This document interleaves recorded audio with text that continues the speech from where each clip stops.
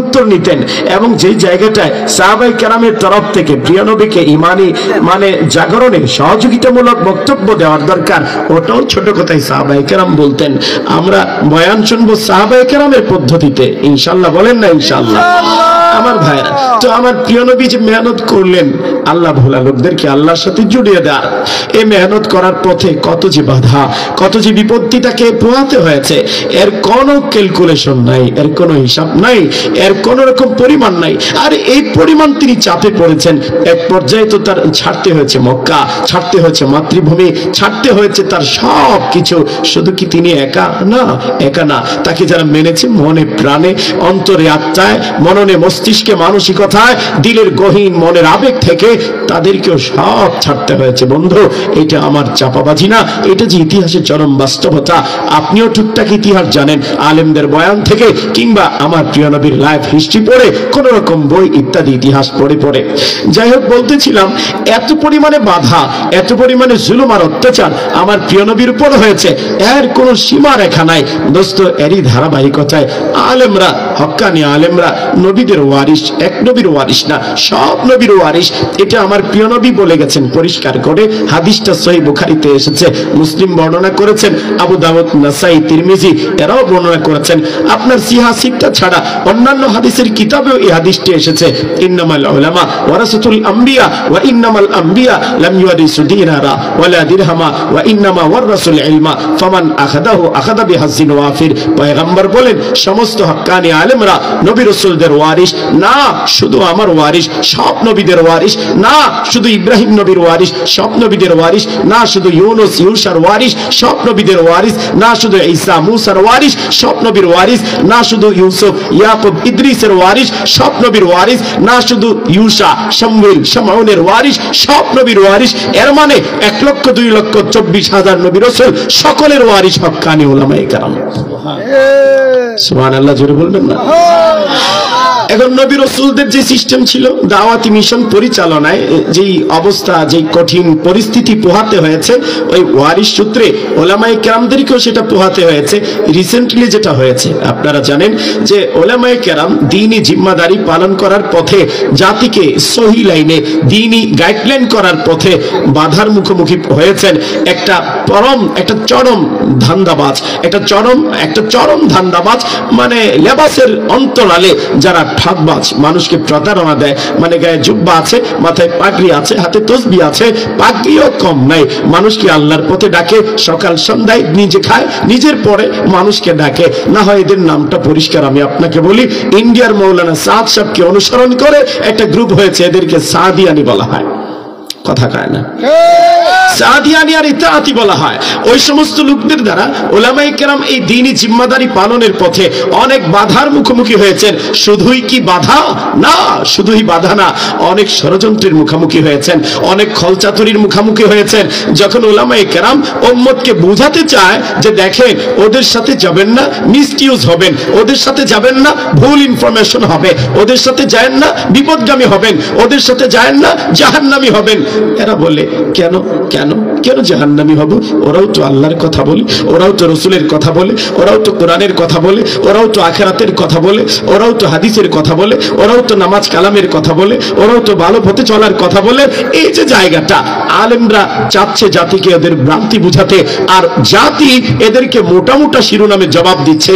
এই যে মিসইউজ, এই যে ভুল ইনফরমেশন, এটাও হচ্ছে ওই সাদিয়ানি ফিতনার মাধ্যমে। এই হচ্ছে আলেমদের পথে তারা প্রত্যক্ষ বাধা, পরোক্ষ বাধা, বুদ্ধিভিত্তিক বাধা, ষড়যন্ত্রমূলক বাধা, এমন কোন বাধা নাই যে বাধা কুখ্যাত সাদিয়ানিরা দেয় নাই। কথা বলেন ঠিক কিনা? এমনকি বাধা, বিপত্তি, ঝড় ঝাপটা এগুলো হতে হতে একেবারে রিসেন্টলি যেটা ঘটে গেছে মাত্র কিছুদিন আগে টঙ্গীর ময়দানে আলেমদের উপরে, আলেমদের অনুসারীদের উপরে, আলেম প্রেমীদের উপরে, আলেম পাগলদের উপরে, আলেমদের অনুসরণ করে যারা তবলিগ করছে এদের উপরে চালিয়েছে রাতের অন্ধকারে ঘুমন্ত মুসল্লিদের উপরে এক বর্বর হত্যাকাণ্ড। কথা কয় জানলে জোরে কোন ঠিক কিনা? বাস্তবতাকে তো সমর্থন করতে হবে। হত্যাকাণ্ড চালিয়েছে আলেমদের উপরে, চালিয়েছে ঘুমন্ত মুসলিমদের উপরে, চালিয়েছে আলেম প্রেমিকদের উপরে, চালিয়েছে আলেম মুহাব্বতওয়ালাদের উপরে। এই হত্যাকাণ্ড চালিয়ে তারা আলেম বিদ্বেষের নতুন আরেকটা মাত্রা যোগ করেছে। তারা এই হত্যাকাণ্ড চালিয়ে আলেমদের বিরুদ্ধে, সর্বোপরি ইসলামের বিরুদ্ধে এক যুদ্ধের দামামা বাজিয়ে দিয়েছে। কথা বলেন ঠিক কিনা? তারা এই হত্যাকাণ্ড চালিয়ে শুধুমাত্র আলেম আর ইসলামের বিরুদ্ধে না, বরং মানবতার বিরুদ্ধেও তারা চরম সংগ্রাম আর সংঘাতের দিকে এগোচ্ছে। এই হত্যাকাণ্ডের গডফাদার যারা, এই হত্যাকাণ্ডের মাস্টার মাইন্ড যারা, এই হত্যাকাণ্ডের যারা নাটের গরু, তাদেরকে আমরা দেখেছি প্রশাসন, সরকার কয়েকজনকে গ্রেফতারও করেছে জনগণের চাপে, বাংলাদেশের চাপে, তাওহীদি জনতার চাপে, মানবতার চাপে। কিন্তু ইদানিং শুনতে পাচ্ছি এদের কাকে কাকে যেন তারা আগাম জামিনও নাকি দিয়ে ফেলেছে। জুবাইর ভাই ভালো জানার কথা, এরকম সংবাদটা সত্য কিনা আমি জানি না, শুনতে পাচ্ছি আগাম জামিন দিচ্ছে ওই হত্যাকাণ্ডের মাস্টার মাইন্ড যারা, নাটের গুরু যারা, হত্যাকাণ্ডের গডফাদার যারা। এদেরকে আমাদের বক্তব্য স্পষ্ট, আমাদের হক্কানি উলামায়ে কেরাম, দ্বীন ও ধর্মের রাহবাররা, আমাদের হক্কানি উলামায়ে কেরাম, ইসলাম ও মিল্লাতের জাতির দিশারীরা, তারা তাদের তরফ থেকে সিস্টেম অনুযায়ী কর্মসূচি দিচ্ছেন, সিস্টেম অনুযায়ী আন্দোলন সংগ্রামের দিকে আহ্বান করছেন। আমরা সরকারকে স্পষ্ট করে বলতে চাই, আলেমদের শান্তিপ্রিয় সংগ্রাম, আলেমদের শান্তিপ্রিয় প্রতিবাদ, আলেমদের সিস্টেম ওয়ারি প্রতিবাদকে আপনারা যদি মনে করেন নম্রতা, আপনারা যদি মনে করেন দুর্বলতা, তাহলে আমাদের পরিষ্কার কথা, অধিকার আদায়ের জন্য, ন্যায় প্রতিষ্ঠার জন্য যদি প্রয়োজনে আঙ্গুল বাঁকা করতে হয়, আঙ্গুল বাঁকা করে হলেও আলেমরা ন্যায় প্রতিষ্ঠা করেই ছাড়বে। ঠিক কিনা বলেন? আল্লাহ তাআলা সরকারকে এই ব্যাপারে সরকারকে সঠিক পথে হাঁটার তৌফিক দান করেন। জোরে বলেন না আমিন, জোরে বলেন না। প্রিয় ভাই আমার, যে কথাটা আমি আপনাকে বলতেছিলাম শুরু থেকেই, আল্লাহ তাআলা বলেন ওয়াল্লাযীনা জাহাদু ফিনা, যারা আমার পথে মেহনত করবে, লানাহদিয়ান্নাহুম সুবুলানা, নিশ্চয় আমি তাকে অনেক পথঘাট খুলে দেব। ওয়া ইন্নাল্লাহা লামাআল মুহসিনিন, আল্লাহ তাআলা ইনসাফওয়ালাদের সাথে থাকেন, যারা ইহসান ওয়ালা, লামাআল মুহসিনিন, ইহসান মানে সুনিপুণ ভাবে যারা দ্বীনের কাজগুলো করে, আল্লাহর পথের কাজগুলো করে, যারা অত্যন্ত নিখুঁত ভাবে আল্লাহর পথের কাজ করে, যারা খুলুসিয়তের সাথে আল্লাহর পথের কাজ করে, যারা ইখলাসের সাথে আল্লাহর পথের কাজ করে, যারা আল্লাহকে খুশি করার জন্য আল্লাহর পথের কাজ করে, যারা নিষ্ঠার সাথে আল্লাহর পথের কাজ করে, যারা আল্লাহর দ্বীনকে জিন্দা করার জন্য আল্লাহর পথের কাজ করে, আল্লাহ বলেন ওয়া ইন্নাল্লাহা লামাআল মুহসিনিন, ওদের সাথে, ওদের চলনে বলনে কাজে কর্মে আমি আল্লাহ সব সময় সাথে আছি। সুবহানাল্লাহ, জোরে বলেন না। দোস্ত, মোটা দাগে আমি আপনাকে বলেছিলাম শুরুতেই যে আল্লাহর পথের মেহনত দ্বারা কি উদ্দেশ্য, সামনের আলোচনা সহজে বোঝার স্বার্থে আবারও আমি আপনাকে স্মরণ করিয়ে দিচ্ছি। আল্লাহর পথের মেহনত দ্বারা আপনার মুফাসসিরিনে কেরামগণ বলেন 5টা মেহনত উদ্দেশ্য, বা 5 পদ্ধতিও আপনি বলতে পারেন, বা 5টা প্রকারও আপনি বলতে পারেন। 1 নম্বর, আল্লাহর পথের মেহনত মানে আল্লাহর জমিনে আল্লাহর দ্বীন প্রতিষ্ঠা করা। 2 নম্বর, আল্লাহর পথের মেহনত মানে আপনি নিজে ব্যক্তিকে সংশোধন করা। 3 নম্বর, আল্লাহর পথের মেহনত মানে ফ্যামিলি মেম্বার, নিজের ফ্রেন্ড সার্কেল, দোস্ত আহবাব, সমাজ, এদেরকে দ্বীনের উপর ওঠানো। 4 নম্বর, আল্লাহর পথের মেহনত মানে সুন্নাহকে সমাজে বাস্তবায়ন করা। 5 নম্বর, আল্লাহর পথের মেহনত মানে সাহাবায়ে কেরামের আদর্শকে সমুন্নত রাখার চেষ্টা করা। আল্লাহ আমাদেরকে এই 5 পদ্ধতির মেহনত করার তৌফিক দান করেন। এই মেহনত করার পথে অনেক বাধা আসবে। এই পথ যে আপনার ফুলের পাপড়ি বিছানো পথ নয়, এই পথ যে লাল গালিচা বিছানো পথ নয়, এই পথ যে আপনাকে সংবর্ধনা দেওয়ার পথ নয়। দোস্ত, এই পথ তো সেই পথ যে পথে হেঁটেছেন মুহাম্মদুর রাসূলুল্লাহ, এই পথ তো সেই পথ যে পথে হেঁটেছেন ইব্রাহিম খলিলুল্লাহ, এই পথ তো সেই পথ যে পথে হেঁটেছেন মুসা কালিমুল্লাহ, এই পথ তো সেই পথ যে পথে হেঁটেছেন ঈসা রূহুল্লাহ, এই পথ তো সেই পথ যে পথে হেঁটেছেন আদম সফিউল্লাহ। কথা বলেন ঠিক কিনা, কথা বলেন ঠিক কিনা। আর এই পথ তো যেই পথ যে পথে চলেছেন যুগে যুগে হক্কানি পীর মাশায়েখরা, হক্কানি আলেম উলামারা, হক্কানি তাওহীদি জনতারা। এই পথ তো সেই পথ যে পথে যুগে যুগে সংগ্রামী ইমানি দীপ্তিতে উদ্ভাসিত তাওহীদি জনগণরা। আল্লাহ তাআলা আমাদেরকে এই পথে অগ্রসর হওয়ার তৌফিক দান করেন। হাজারো বাধা, হাজারো বিপত্তি, হাজারো ঝড় ঝাপটা পেরিয়ে এই পথে অগ্রসর হতে হয়। দোস্ত, বাধাগুলোর পরিমাণ যদি আপনাকে বলতে হয়, না সেটা বক্তব্যে শেষ করা যাবে, না সেটা তার প্রবন্ধে অঙ্ক শেষ করা যাবে, না সেটা কোনো শিল্পী তার শিল্পকর্মে একে একে দেখাতে পারবে। বারবার করে আমি শিল্পকর্মের কথা এই জন্যই বলছি, আজকের বাংলাদেশে অনেক কিছু একেবারে আপনি যদি দেখেন স্কুল কলেজের দেয়ালগুলো, মাদ্রাসার দেয়ালগুলো, অথবা আপনার যেই জায়গাগুলো আপনার জনগণের চোখের সামনে আসে দৃশ্যমান, এই সমস্ত জায়গাগুলো বিশেষ করে রাজধানী ঢাকায় আপনি একটা বার যদি ঢাকা ঘুরেন দেখবেন কলেজ, ইউনিভার্সিটি, স্কুল, মাদ্রাসা সব জায়গায় বিগত 17 বছরের জুলুমের শিল্পকর্ম দেয়ালে দেয়ালে অঙ্কন করা আছে। কথা কয় না, যেরকম ঠিক কিনা? কিভাবে হত্যা করা হয়েছে এগুলো দেয়ালে দেয়ালে অঙ্কন করা আছে। অঙ্কন করা আছে আবু সাইদকে গুলি করার দৃশ্যটা, অঙ্কন করা আছে দেয়ালে দেয়ালে মুগ্ধের পানি লাগবে, পানি বলে চিৎকার করা সেই দৃশ্যটা অঙ্কন করা আছে দেয়ালে দেয়ালে। বুকের ভেতর অনেক ঝড়, বুক পেতেছি গুলি কর, এই ধরনের স্লোগানগুলো দেয়ালে দেয়ালে অঙ্কন করা আছে। তুমি কে আমি কে, এই জাতীয় স্লোগানগুলো দেয়ালে দেয়ালে অঙ্কন করা আছে। রিকশার উপর লাশ পড়া, আবার ড্রাইভারকে গুলি করা দেয়ালে দেয়ালে অঙ্কন করা আছে। কিভাবে চালানো হয়েছে মানুষের উপর জুলুম আর নির্যাতন। আপনাকে ঘুরে ফিরে বারবার শিল্পকর্মের কথা এই জন্যই বলছি, আজকের এই যুগে একটা শিল্পকর্মের মধ্য দিয়ে 17 বছর 18 বছরের জুলুম নির্যাতনের একটা স্পষ্ট প্রতিচ্ছবি জনগণের চোখের সামনে দেয়া যায়। কিন্তু আমার প্রিয় নবীর উপরে যে জুলুম আর নির্যাতন এসেছে, এটা কোন শিল্পী শিল্পকর্মে অঙ্কন করে শেষ করতে পারবে না। কথা বলেন ঠিক কিনা? বাড়ি ছাড়তে হয়েছে, মাতৃভূমি ছাড়তে হয়েছে, যেখানে জন্ম, যেখানে মায়ের জন্ম, যেখানে বাবার জন্ম, যেখানে বাপদাদাদের ভেটা বাড়ি, যেখানে খানায় কাবা, যেটা না দেখলে দিল ঠান্ডা হয় না, যে জায়গার সামনে দাঁড়িয়ে নামাজ না পড়লে অন্তরে শান্তি আসে না, যেখানে যেখানে দিনে অন্তত কয়েক দফা না গেলে মনে স্থিতিশীলতা আসে না, ওই খানায় কাবার এরিয়া থেকে দোস্ত আমার প্রিয় নবীকে বের করে দেওয়া হয়েছে। তাকে চলে যেতেই হয়েছে, তাকে ভাগতে হয়েছে রাতের অন্ধকারে। আরে ওরা তো ভেবেছিল মুহাম্মদের ভাগার জায়গা নাই, পলায়ন করার জায়গা নাই, মুহাম্মদের আশ্রয়ের কোনো জায়গা নাই। কই যাবে মুহাম্মদ, কোথায় উঠবে, কোথায় থাকবে, কোথায় তার মিশন চালাবে, ওটা মনে করেছিল। কিন্তু আল্লাহ তাআলা সমস্ত বেঈমানদের চক্রান্তের গায়ে জুতার আঘাত করে আমার প্রিয় নবীর সামনে হাজারটা পথ খুলে দিয়েছেন। সুবহানাল্লাহ, জোরে বলবেন না? রাতের অন্ধকারে তিনি রওনা দিয়েছেন।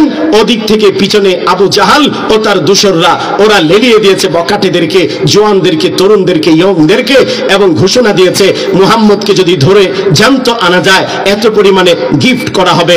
আবার ঘোষণা দেওয়া হয়েছে কল্লা কেটে আনতে পারলে এই পরিমাণ। এভাবে নানান রকম করে করে স্লোগান দেওয়া হয়েছে। এক হতচ্ছাড়া আমার প্রিয় নবীকে ধরার জন্য তো সে বেরিয়েছিল, এক পর্যায়ে তার ঘোড়াটা একেবারে আমার প্রিয় নবীর কাছাকাছি চলে গেছে। আমার প্রিয় নবী আবু বকরকে সাথে নিয়ে সফরে রওনা দিয়েছিলেন। আবু বকর বলছে, ইয়া রাসূলুল্লাহ, আপনাকে তো একটু হলেই ধরে ফেলবে। আমার প্রিয় নবী বলে, না, কোশ্চিন কালেও ধরা সম্ভব না, আমাদের সাথে কে আছে? আল্লাহ। এত আস্তে বললেন? আল্লাহ। এত মানুষের ইমান দীপ্ত কণ্ঠ তো আরো বেশি আপনার ধ্বনিত হওয়া দরকার। বলেন, নবীর সাথে কে আছে? আল্লাহ। হকের সাথে কে আছে? আল্লাহ। তাওহীদি জনতার ইমান দীপ্তির সাথে কে আছে? বলেন, আল্লাহ। আমার প্রিয় নবী বলেন, না না আবু বকর, এত সহজ নয়, এত সহজ নয় ধরা। আমাদের সাথে তো আল্লাহ তাআলা আছেন, আল্লাহ তাআলার রহমত আছে, আল্লাহ তাআলার কুদরত আছে। যখন সে একেবারে হাঁটি হাঁটি পা পা করে লাফিয়ে লাফিয়ে তার ঘোড়া একেবারে আমার প্রিয় নবীর ঘোড়ার কাছাকাছি চলে এসেছে, তার হাতে উন্মুক্ত তলোয়ার, হয়তো সে একটা কোপ দিলে আমার প্রিয় নবীর গলায় যে লাগবে, আঘাত হানবে, ঠিক এই টাইমটায় সে যে ঘোড়ার পিঠে চড়া, ওই ঘোড়া তার পা সহ বডি সহ মাটির নিচে ডোবা শুরু হয়ে গেছে। সুবহানাল্লাহ, জোরে বলবেন না? ওদিক থেকে আমার প্রিয় নবী পিছনে চেয়ে দেখেন ঘোড়া মাটির নিচে চলে যাচ্ছে, তার পা, ওই ঘোড়ার পা গুলো মাটির নিচে চলে যাচ্ছে এবং তার বডিটাও মাটির নিচে চলে যাচ্ছে।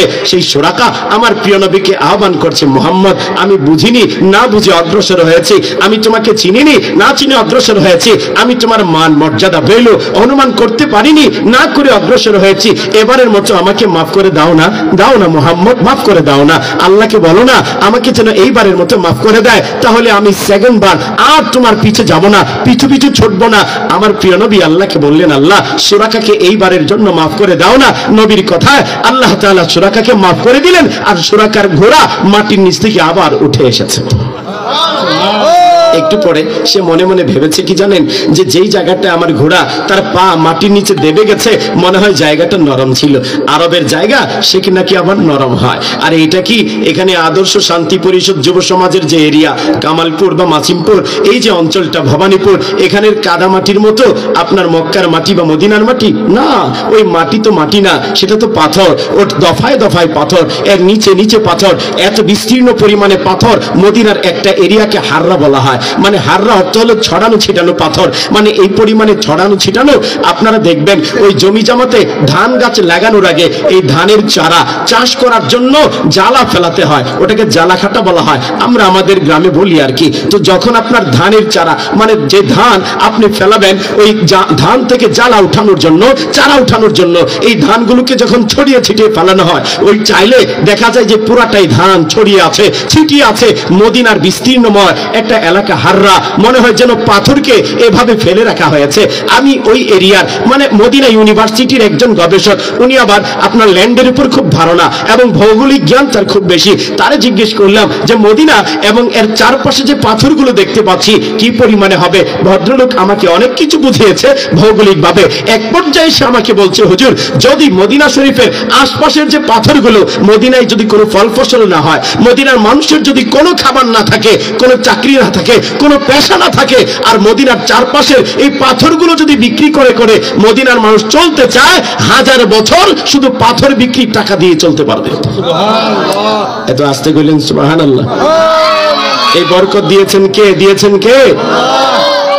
তো সুরাকা সে ভাবে কি জানেন, যে মনে হয় যে জায়গাটা আমার ঘোড়াটা ছিল, ওই জায়গাটায় মনে হয় মাটি নরম ছিল, এই কারণে মনে হয় ঘোড়াটা নিচের দিকে চলে যাচ্ছে। আমাকে এই জায়গা থেকে একটু ভিন্ন জায়গায় অগ্রসর হতে হবে, যে জায়গায় শক্ত মাটি, মানে যেই জায়গায় শক্ত কিছু আছে, ওখান দিয়ে অগ্রসর হলে আর ঘোড়া নিচে যাবে না, নিচে ডুববে না, আমিও আমার মতো করে করে মুহাম্মদকে ধরে ফেলতে পারবো। একটু জোরে জোরে নাউজুবিল্লাহ বলবেন না? আরে বলেন তো, বাঁচানোর মালিক কে? আরো জোরে বলতে হবে কে? মরানোর মালিক কে? বাঁচানোর মালিক কে? গদিতে বসানোর মালিক কে? আরো জোরে বলেন না, বসানোর মালিক কে? যদি কেউ আল্লাহর উপর বিশ্বাস না রাখে, ভিন্ন কিছু চিন্তা ভাবনা যদি করে, আরে গদিতে যারা বসে এদের ব্যতিক্রম চিন্তাটাই খুব বেশি থাকে। ওরা মনে করে এক এক রকম চিন্তা চেতনা। অনেক সময় মনে করে যে আমার গদির পথে বাধা আলেমরা, অনেক সময় মনে করে আমার গদির পথে বাধা তৌহিদি জনতারা, অনেক সময় মনে করে আমার গদির পথে বাধা টঙ্গীর ইস্তেমা, অনেক সময় মনে করে আমার গদির পথে বাধা কওমি মাদ্রাসা। কথা কয় না, কথা কয় না। এই সমস্ত আজে বাজে নোংরা চিন্তা করে করে তারা অনেক সময় আপনার ভুল সিদ্ধান্ত নেয়। মনে করে টঙ্গী ইস্তেমা বন্ধ করে দিই, গদি ঠিকে যাবে। মনে করে কওমি মাদ্রাসা 20 বৃক্ষ ওটা কেড়ে ফেলি, গদি ঠিকে যাবে। মনে করে কওমি মাদ্রাসা এটা এই পৃথিবীর বুকে, বিশেষত বাংলাদেশের বুকে আমাদের পথের কাটা সরিয়ে ফেলি, গদি ঠিকে যাবে। কিন্তু আল্লাহর কসম, বাস্তবতা হচ্ছে এই, যারা অতীতের দিনে কওমি মাদ্রাসাকে 20 বৃক্ষ বলে গালি দিয়েছে, মিটিয়ে দেওয়ার ষড়যন্ত্র করেছে, আজকে তাদের কপালে 14 সিঁড়ির ভাব জুটেছে। কথা বলেন ঠিক কিনা?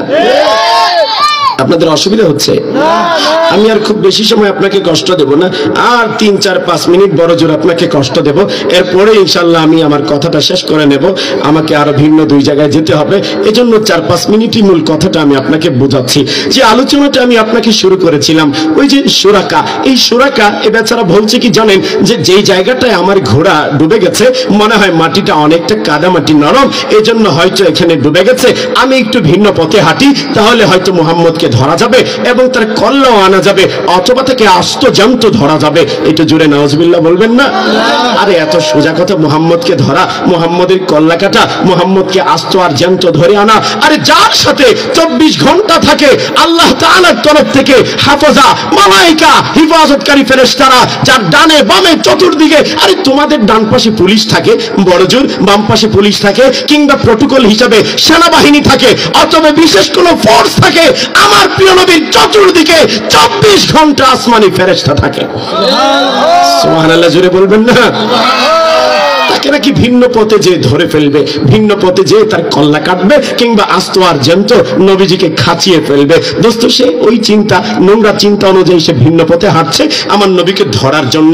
এইবারও সে একেবারেই কাছাকাছি চলে গেছে এবং তার কি না খুশি, এত আনন্দ, তার চেহারাতে আনন্দের এত এত মুচকি হাসি, হাসির সে কি ভাঙা ভাঙা অবস্থা।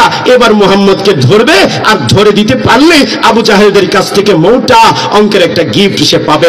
এবার একেবারে যখন কাছাকাছি চলে গেছে, আল্লাহ তাআলা সুরাকার ঘোড়া এবং তার বডি সহ একেবারে নাক পর্যন্ত মাটির নিচে ডুবিয়ে দিয়েছে।